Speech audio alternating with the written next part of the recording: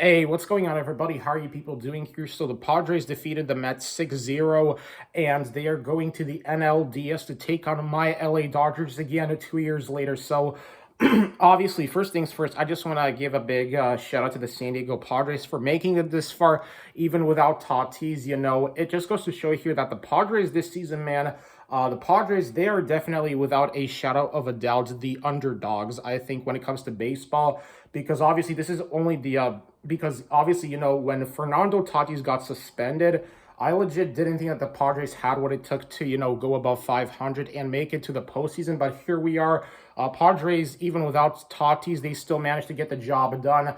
So obviously, me being a Dodgers fan, I gotta tip my hat off to the Padres because obviously, when it comes to the Padres, I don't really have any sort of dislike towards the San Diego Padres.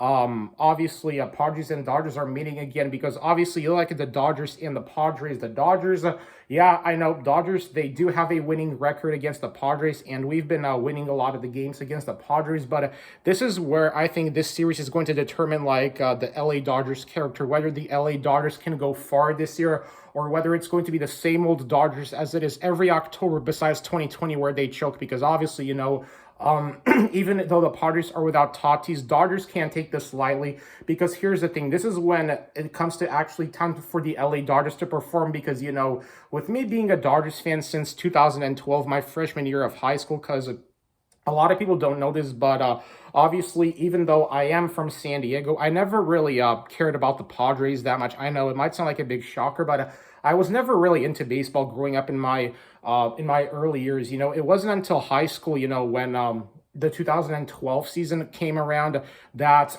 that I became, a fan of the LA Dodgers since the days of, Matt Kemp and Yasiel Puig. Like, that's how long I've been a Dodgers fan. So I've been with the Dodgers through the bad too, including us losing those two World Series. And when we finally did win the World Series in 2020, it felt really good. So it's going to be interesting to see whether 2020 is going to repeat itself again in terms of the Dodgers, obviously winning the World Series and all that stuff, because obviously, despite that year being a very shortened baseball year, Dodgers, they still managed to come through. And I'm super curious to see if the Dodgers can pull through again this year. So obviously, Padres, man, I gotta admit, they did really well today against the Mets. I feel like, it was probably a nerve-wracking series for you if you're a Padres fan, because after it was 1-1, the series, it feels like, went into sudden death. But hey, the Padres, they managed to close out the game today, and they beat the Mets 6-0. So obviously, Padres, man, they really are the true definition, I feel like, of baseball underdogs,